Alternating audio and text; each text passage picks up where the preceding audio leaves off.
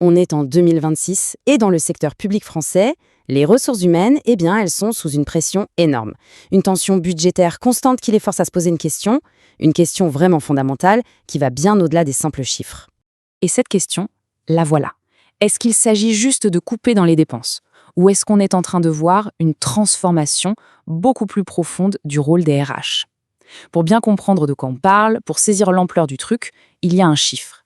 Un seul chiffre qui dit tout. Plus de 50%. Voilà, c'est la part que représentent les dépenses de personnel dans les budgets de fonctionnement des collectivités locales, en moyenne. Mais là, on comprend tout de suite mieux pourquoi la pression est si forte. Chaque décision RH, la moindre, a un impact financier, direct et vraiment massif. Ok, mais d'où elle vient cette pression? Elle ne sort pas de nulle part, évidemment. Les DRH du public, en fait, ils se retrouvent au milieu de ce qu'on pourrait appeler la tempête budgétaire parfaite. C'est une accumulation de plein de choses qui pèsent très, très lourd. Et c'est ça le problème, c'est l'accumulation. C'est comme des petites gouttes d'eau qui finissent par faire déborder le vase. Ce n'est pas un seul truc, c'est tout qui s'additionne. Les salaires qui augmentent, les progressions de carrière normales, les cotisations retraite qui grimpent, et même les arrêts maladie qui sont en hausse. Mettez tout ça bout à bout, et s'il n'y a pas un plan RH solide en face, la trajectoire financière, elle devient juste insoutenable. Et donc, qu'est-ce que ça change concrètement? Ça change tout pour le rôle du DRH. Ce n'est plus seulement la personne qui gère le personnel. Non, on lui demande de devenir un vrai pilier de la stabilité financière de la structure. Les dirigeants, ils attendent de lui des chiffres fiables, des simulations, des scénarios pour les aider à décider. C'est vraiment un changement d'échelle complet. Alors, face à une telle pression, le réflexe, c'est quoi? C'est souvent le plus simple, on coupe, on réduit les coûts, on taille dans les effectifs.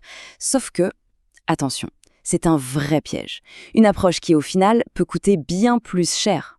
Cette phrase, elle résume tout le problème. Quand on veut aller trop vite, sans vraie stratégie, ça peut avoir des conséquences catastrophiques. C'est la fameuse vision à court terme qui ne voit pas les dégâts collatéraux. Et ils peuvent être violents. Regardons ça de plus près.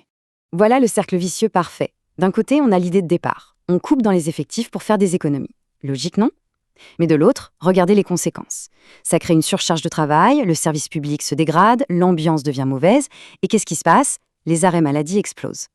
Et pour boucher les trous, on prend des contractuels, qui coûtent une blinde. Résultat des courses, la situation est pire qu'avant, et parfois même plus chère.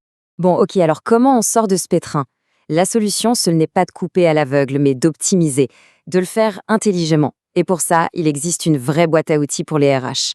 Un ensemble de leviers stratégiques pour gérer les coûts, mais sur le long terme. Et dans cette boîte à outils, il y a 4 leviers principaux, 4 piliers. D'abord, la gestion prévisionnelle, pour anticiper.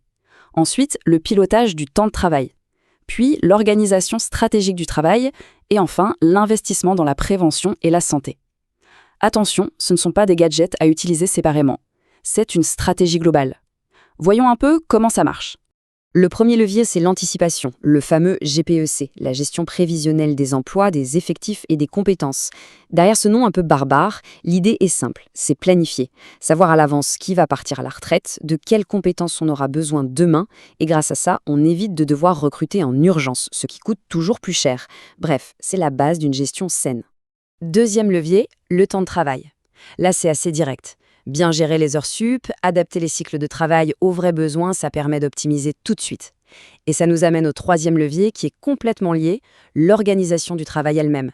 Si on repense la façon de travailler, les missions, on peut alléger la charge. Et en faisant ça, on s'attaque à la racine de l'absentéisme. L'impact sur le budget, il est énorme.